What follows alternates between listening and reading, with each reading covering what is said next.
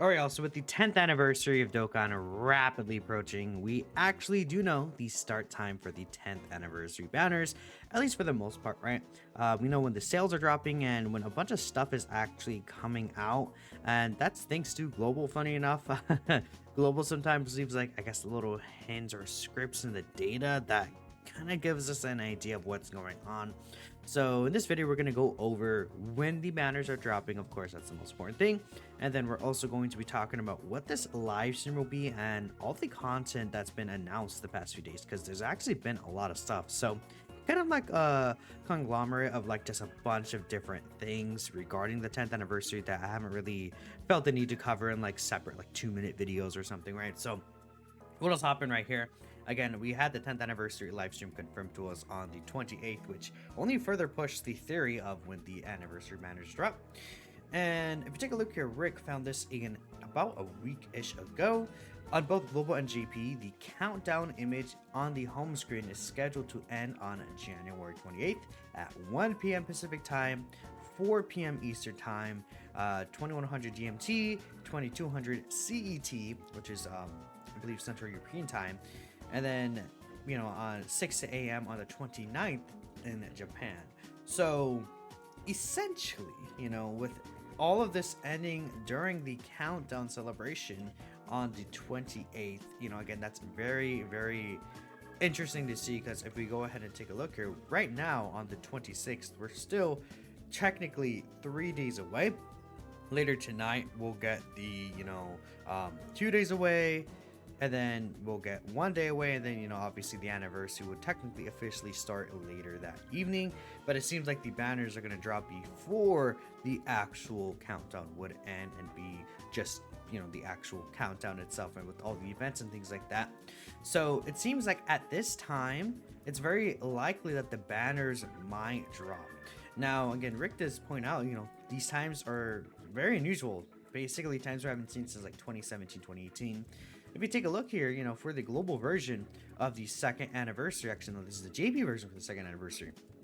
They dropped the banner time around this time, which again, 8 p.m. Central Eastern time, not Eastern time, sorry, 8 p.m. Central European time, and then again 8 p.m. Central European time right here for these two banners, which again is not like that far off from this time right here, which I believe is being pretty much 10 p.m. 2200. So that's basically 2 hours after that time, if I'm not mistaken.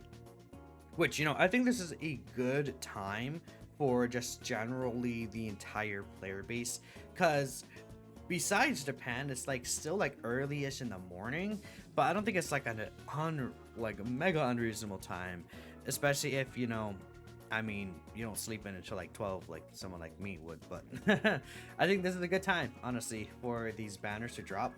And being able to get the units before all the content, I think, is really nice, because sometimes they just drop all the content and units and everything at the same time.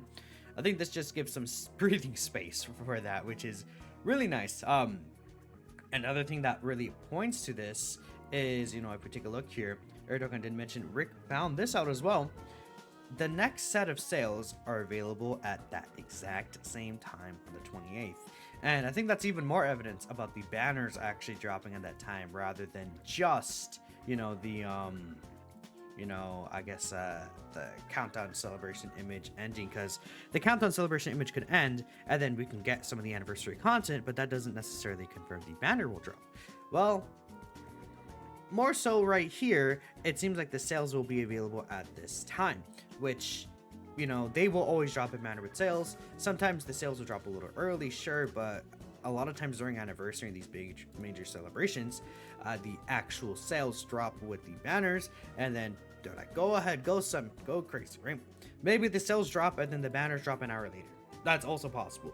But again, during 9th anniversary and worldwide, sales are made available with the actual banners dropping, not before or after, right? Actually, one other thing I want to check here. Yeah, we could see again, and actually some of these events are dropping at that time, right? Like this Baby Saga, these missions right here. Clear Stage 1 of the Dragon Ball GT Baby Saga finale. We could see some of those other things drop later on during the week, though. And I just want to take a look here. Yeah, again, clear any stages. Like the anniversary is just gonna start early, honestly, not even later that night. Actually, they're just dropping it early, which I think is cool, right? You know, just in general. Of course, we know that Buhan and Super Vegito's EZA will still drop on the 30th, which, you know, is basically 2 days after the anniversary does officially begin, which I think is really cool, just dropping the EZAs that early. I don't recall the anniversary EZAs dropping like only 2 days after. I think last year we did end up getting we had SWI in the countdown, right? Which I guess maybe is a difference because there's no countdown EZA, it seems like this time. I would assume we'll likely get announcements for EZA during the stream, right? But this is when the banner does drop. I do have this brought up here just in case. But again, 1 p.m. Pacific time, 4 p.m. Eastern time, 9 p.m. if you're in London, 10 p.m. Central European time. I think this is a good coverage of like the global player base, and you know, you could hop on, you know, I think, you know, if you're in the US, you kind of understand, like, you know, Mountain Standard Time would be 2 p.m. or, you know, I'm not, to be honest, I'm a dumb American, chat. I'm so sorry. Like some of these European countries, I don't know exactly where this time zone is, but you could, you know, I guess get a good estimate of where you are based off of this. You know, London, I think, you know, as an example, right? This is already automatically put in here, by the way. Didn't specifically search for London.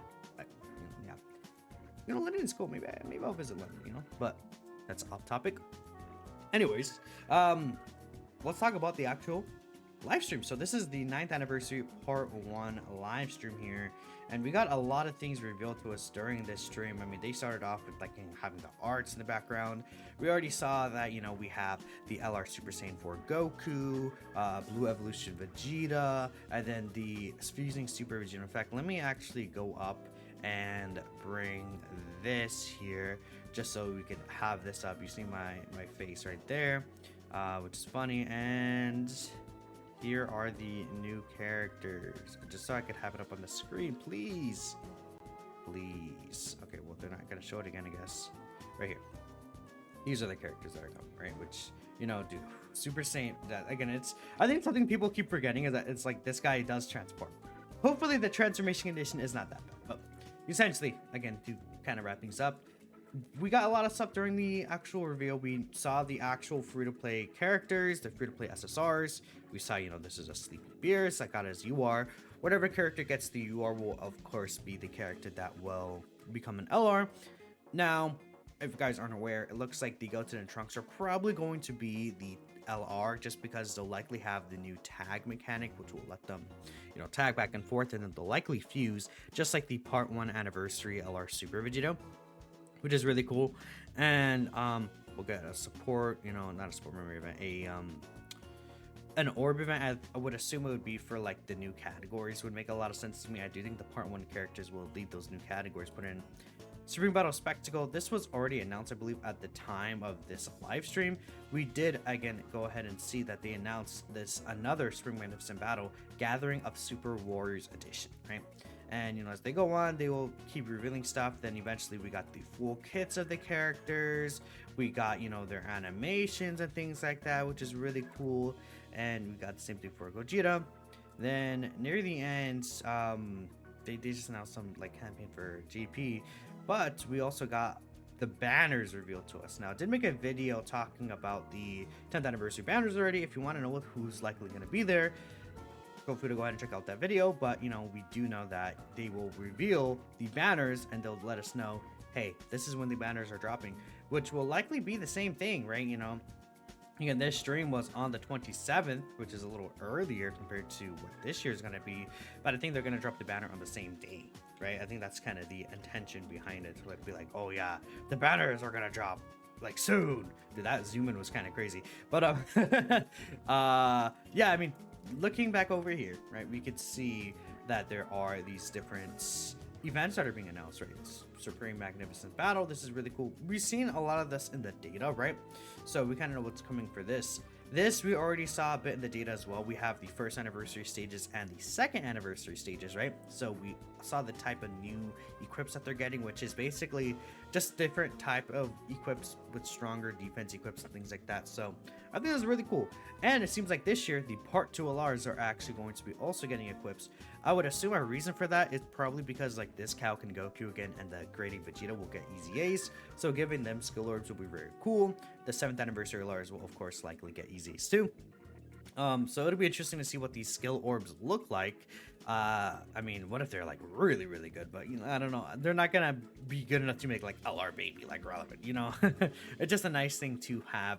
Eventually, these characters like that are older will get like super easy ace, or you know, these two eventually. I mean, this guy's gonna get his easy ace soon, right? So not really too worried. Here's the Baby Saga finale. This is just a revamp for this, so it's a Dragon Ball story. You could basically clear all the missions again, get all the stones. Again, a lot of this stuff is dropping here, and we also know, you know, the 10th anniversary, more coins. You'll be able to get the 10th anniversary limited key, and a bunch of these previous anniversary items you can see right here too. But beyond that, there's not really a lot of other things announced here, and basic gist of the video is, of course, that you know, the banners are going to drop basically on the 28th is what we're thinking. But we just wanted to talk about all the other news and stuff that was announced. That's it for me, though. Let me know what you guys are thinking. Who you guys are going to summon on first, because I think it's a pretty clear divide. Honestly, you know, I guess technically it's like, oh, I'm going to summon for Super Saiyan 4 and Evolution, and then I'm going to summon for Vegito, because the two are in the same banner, right? Either way, I have about like 1,200 stones saved up, so I'm excited. I say saved up, but I low-key bought them. Anyways, I'll catch you guys next time. Peace out.